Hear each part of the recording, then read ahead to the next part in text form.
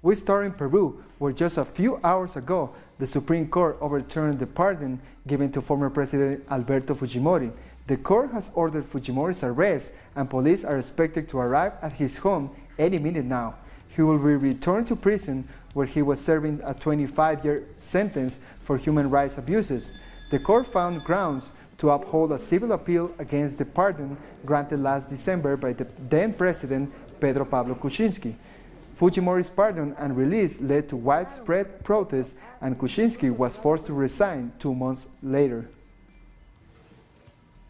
The highest authority of the Catholic Church in Chile appeared at the prosecutor's office early today. He's accused of covering up sex abuse by members of the clergy. Cardinal Ricardo Esati, the Archbishop of Santiago, arrived in heavy security. During the hearing, he exercised his right to remain silent. He faces charges of concealing the sexual abuse and rape of at least 7 children by the priest Oscar Muñoz. Muñoz was arrested in July of this year. The Chilean justice system is currently investigating 119 sexual abuse cases and an alleged pedophile network in the Chilean church. The truth is, the right to remain silent is expressly established within our penal processing code for all those accused of crimes. Additionally, it's true that our legislation establishes a very important aspect, which is that to exercise that right does not bring about any negative consequences. With 4 days to go into Brazil's general elections, the candidates are making their final bid for votes. A series of recent polls commissioned by the mainstream media show the Workers' Party candidate Fernando Haddad firmly in second place at around 21%. That puts him ahead of rivals from the center-left and center-right. But polls also suggest that far-right candidate Jair Bolsonaro has extended his lead in first place with around 31%. On Tuesday, Haddad warned that the Brazilian elite is trying to bring back the far-right. We're going to reform the tax system because the very rich in Brazil don't pay taxes. Those who pay taxes are the poor. The poor need to pay less to start consuming again, to re-stimulate the economy, and we need to compensate this by having the rich pay a bit. The more you stimulate hate, the more fascism will grow, and a substantial part of the Brazilian elite has abandoned social democracy for fascism. The leader of the landless workers' movement, João Pedro Stedile, told Telesur he doesn't believe there is a mass support for fascism in Brazil. We know that the fascists put all their financial and media resources and their influence over the courts into this. But we have the people. There is no real support for fascism in Brazilian society to sustain Bolsonaro's candidacy. So he's reached his peak of about 30%. He can't go beyond that. And in the second round, all the activists of all social movements will go door to door, explaining to people what this coup means, what the capitalists, the gringos, and the fascists want. And on October 28th, we'll achieve a great victory for Haddad. We're confident we'll win. Different social and political organizations in Argentina held a feminist forum against the G20 meeting. This happened in parallel to the Women 20 meeting, which intends to define a women's agenda. With the slogan, "Not in our name," demonstrators unanimously rejected the topics proposed in the G20 Women Group. They say the topics deny and cover up the structural causes of inequality, exclusion, and forced subordination. Talking about work inclusion, they propose entrepreneurship, but we say that stands very far away from our experiences of social and popular economy. At the same time, they think the future of jobs will happen in a context of austerity, adjustments and labour reforms, yet they invite representatives from transnationals to speak and not rural women who suffer under these actions. According to social leader Zulema Aguirre, the Women 20 meeting is a farce. They take away our rights. When we organize ourselves to defend our rights, they criminalize us, kidnap us, jail us and judge us. This woman will never think about how we can live better lives. That's why we need to come here to tell them the meeting is a lie. In the protest, they also condemn the consequences that neoliberal politics promoted by the G20 create, which in Argentina are implemented by the Macri administration. We understand that the International Monetary Fund has found in Mauricio Macri its main executor. Throughout the G20, they are applying adjustment policies against workers. Women 20 talks about women empowerment, but we are seeing how they continue to sink into gender inequality since Macrismo arrived. This feminist group, which was created by the need to give a voice to lesbian, bisexual, non-binary, trans women and transvestite, bring up topics that are not present in the Women 20 meeting. Our migrant colleagues have a strong voice, and they are not included in the women. We want to display our organisation to show we are talking about activism that has no frontiers. It is not possible that migratory politics are not included. We are thinking about a world which is not dominated by capitalism. Activists from the Feminist Forum against the G20 say that the future will be feminist or there will be none. That is why they will continue their fight on October the 30th and November the 1st, when the Summit of the Americas will take place in Argentina. We'll take a short break now. Join us in a few.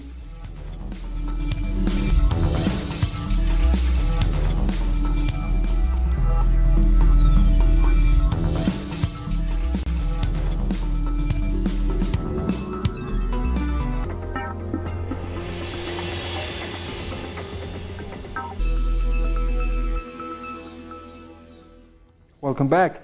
Venezuela's National Constituent Assembly is discussing the framework to regulate its cryptocurrency, the Petro, which was launched globally early this week.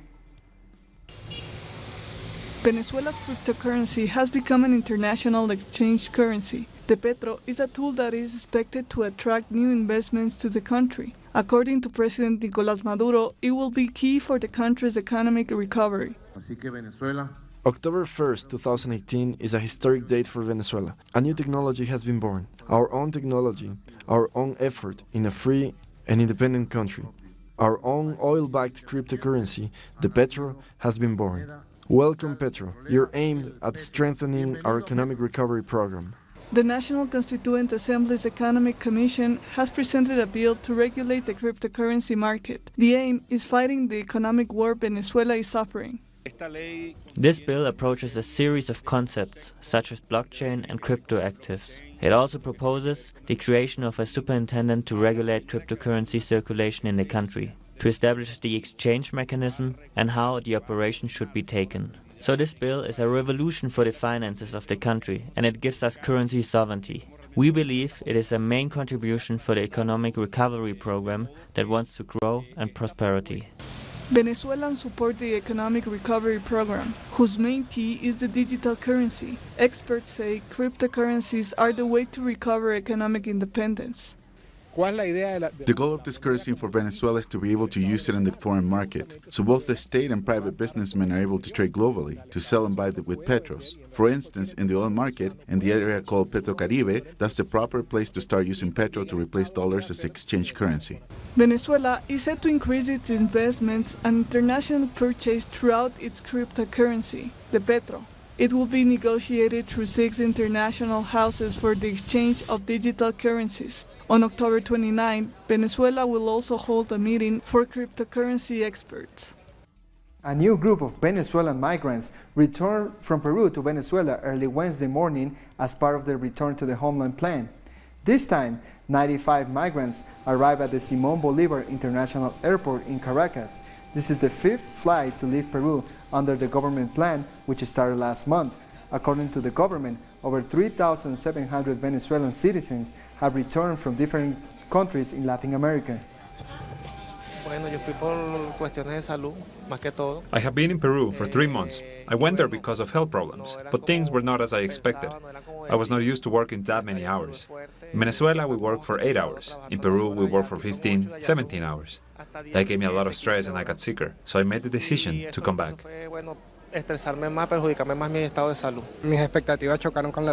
My expectation clashed with reality. The country was not what I expected. The labor market is rough. There are no opportunities for Venezuelans. There is no chance for me to get a house, a car. It is very difficult to grow as a professional. It is difficult even for Peruvians. Following the ruling case against Bolivia by the International Court of Justice in the maritime case against Chile, Bolivian President Evo Morales has warned that the decisions has serious contradictions.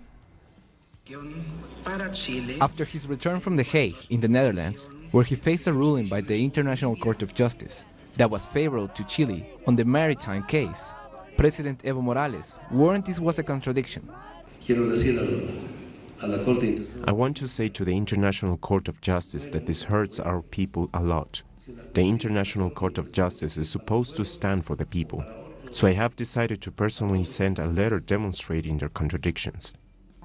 During a press conference, Morales spoke about several contradictions in the ruling. For example, the court accepted that Bolivia was founded with over 400 kilometers of coast in the Pacific Ocean, and that bilateral treaties and commitments did not solve the conflict. And yet, the court was not able to provide a favorable solution. 11 times the Organization of American States has resolved that there should be negotiations for sea access, for a corridor with sovereignty without territorial compensation. So an International Court of Justice that does not listen to an entire group of people, what kind of court is it? The president reaffirmed that Bolivia will not quit on their goal of recovering sovereign access to the Pacific Ocean. Everyone born after 1879 have continued to think about the sea, because Chile unjustly, with violence, via an undeclared war, invaded us, and it's not possible that the court benefits the invaders, the transnationals. At the end, this is what happened. I feel that it is a court for the peoples, and not for the transnationals that take territories to exploit natural resources. After 5 years of litigation, the International Court of Justice rejected the Bolivian petition that Chile must negotiate access to the sea for them. In 1879, Chile annexed the 120,000 square kilometers of territory that connected Bolivia with the Pacific Ocean. 2 former FARC members have condemned Colombia's Congress in an open letter, saying the government has failed to fulfill the peace agreement. Our correspondent in Colombia has more on the issue. The contents of the letter from Iván Márquez and Oscar Montero were made public in Colombia on Tuesday. However, the controversial move was criticized by politicians who say the document should instead have been sent to the Special Jurisdiction for Peace. It all began on September 17th when the Peace Commission wrote the 2 former FARC fighters, whose whereabouts are unknown. The commission asked them if they intended to continue the peace process. Márquez and Montero wrote back to the commission. The FARC party has said it agrees with concerns outlined by Márquez and Montero about great difficulty in implementing peace agreements. The United Nations has called for its implementation and for an end to paramilitarism. That request has fallen on deaf ears. Instead, armed groups continue to murder social leaders across regions. They also say there's a serious problem with the delivery of justice. Case in point, the Jesus Santrich case. We still don't know whether or not he will be extradited. Months ago, public prosecutors announced that they are in possession of evidence in the form of audio recordings of persons allegedly involved in drug trafficking. However, just a few days ago, the very same public prosecutor said it is in fact the U.S. government which is in possession of that evidence and not them. Meanwhile, Márquez is attempting to discredit this evidence. The FARC has told Iván Márquez to join the party and to follow the political path they signed in order to find solutions. The lawyer of Ecuador's former vice president, Jorge Glas, has visited him in prison 1 year since his detention. The former vice president was sentenced to 6 years in prison for criminal association related to the Odebrecht corruption case in Ecuador. Glas' lawyer considers him a victim of political persecution. He also says his fundamental rights have been violated because no illicit funds have ever been found. He has a very high spirit, and he expects this absurd sentence to be nullified in the courts so he can have his freedom back. The LGBTQ community in Paraguay is demanding a law against all forms of discrimination. Paraguay is the only country in South America without such legislation. For the last 15 years, the LGBTI coalition of Paraguay has been marching for their rights. They do this to commemorate the historic Letter from an Amoral Person, published in 1959, when the community is facing brutal persecution. It was the first act of resistance, and they're still demanding their rights. We are the only country in South America that does not have a law against all form of discrimination. All the other countries have such a law, but not Paraguay. Because, as I say, Paraguay has gone backwards in terms of rights in the last few years. The bill against all forms of discrimination has been discussed intermittently for 10 years. For progressive forces, a legal tool like this is needed in a country where anti-rights sectors are still discriminating. There have been 2 or 3 attempts, but we haven't been able to get sufficient numbers. The last time was in 2016, when sadly we were 3 votes short in the Senate of getting it approved. But we believe this is a matter of time, a matter of cultural advance in society that is very conservative. The current president of Paraguay is Mario Abdo Benitez, son of the private secretary of the dictator Alfredo Stroessner for 35 years. The LGBT groups see the Abdo government as a successor of the regime that persecuted them for 35 years. The Estronista dictatorship persecuted sexual dissidents throughout his government. Today, we have in government the son of the dictatorship, a successor of the dictatorship. This puts us on alert and reminds us of all those dark times that are coming back, maybe with another aesthetic. And that is why the slogan of this march is, with memory, pride and resistance, because we don't forget that we have been persecuted.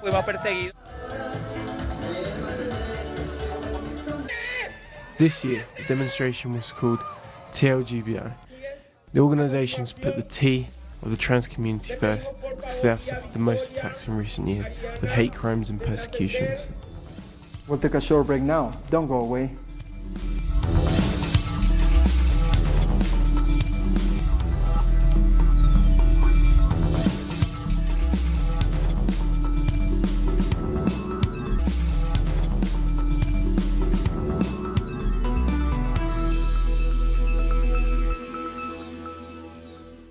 Welcome back. Russian President Vladimir Putin has called for an oil sector free of political motivation during the Russian Energy Week Forum. Putin said that Russia will continue its effort in maintaining dialogue with oil-producing countries to keep the markets balanced. He added that common sense is a precondition for the development of the oil sector. During the forum, Putin also held U.S. President Donald Trump responsible for the rise in oil prices and took the opportunity to comment on the Skripal poisoning case in the UK. If you want to find who's responsible for the rise in oil prices, Donald, I'll suggest looking in the mirror. It is true, we were just speaking about the geopolitical factors in the rise of oil prices. They exist and influence the markets. It is better to not interfere in these markets, better not to attempt to get a competitive advantage with the help of political instruments. I see that some people are pushing the theory that Mr. Skripal was almost some kind of human rights activist. He's just a spy, a traitor of the motherland. There is such a concept, a traitor to the motherland.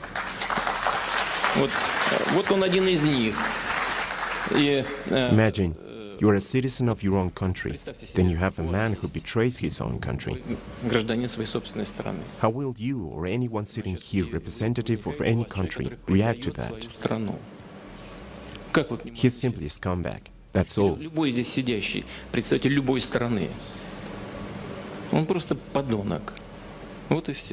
During the forum, President Putin was also asked whether or not Venezuelan President Nicolás Maduro should leave office. The people of Venezuela has to decide on that, and nobody else in the world. As for various instruments and tools to influence the situation in Venezuela, well, we understand that we all influence each other, but nobody should use tools that deteriorate the situation of the civil population.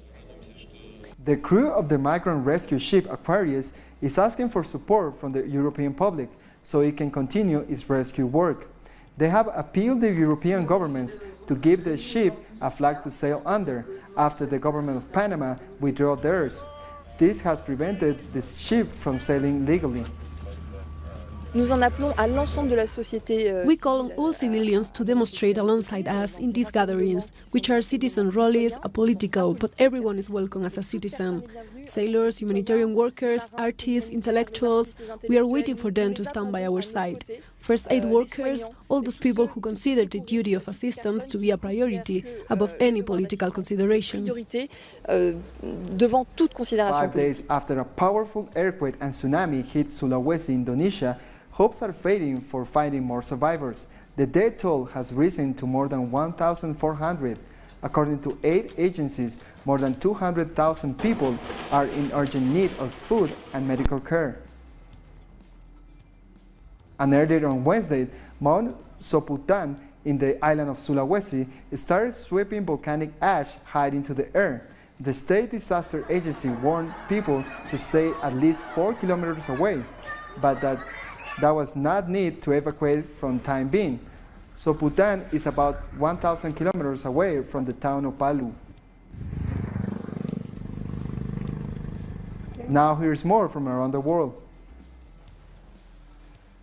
The International Court of Justice has ordered the US to lift sanctions on Iran, specific to the export of medicines and food to the country.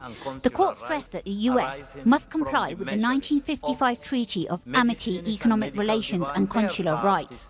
Although its decision is legally binding, there is no way to ensure state compliance. Nevertheless, the news was well received in Iran, especially among people who always believed that the US was violating laws.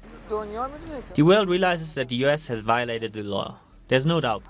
They don't even honor their own word. They have signed the JCPOA and now they renege. The world has accepted. Even those who have problems with our country, they have accepted it too. His act is illegal. He is a crazy guy. He's a really crazy. What is he saying? He does not understand really what he's saying. In Yemen, hundreds of people have taken to the streets to denounce the high prices of food amid the collapse of the national currency, the rial. Shops have been forced to shut down as the rial has now lost more than half of its value against the dollar. Some residents blame the Saudi-led coalition for the crisis and poor living conditions, urging them to stop the bombardment. The Irish are facing a housing crisis, that's according to several thousand people protesting in Dublin. The Raise the Roof rally included trade unions, housing and homeless charities, as well as ordinary people who marched to the Irish Parliament. The rally coincided with a private member's motion in the lower house of the Parliament that called for the situation to be declared a national emergency. They are also demanding an increase in funding for affordable housing to be built. We come to the end of this news brief. These and many other stories you can find on our website at telesurtv.net/English. And join us on social media, Facebook, Twitter and Instagram. For Telesur English, I'm Jose Daniel Lopez. Thank you for watching.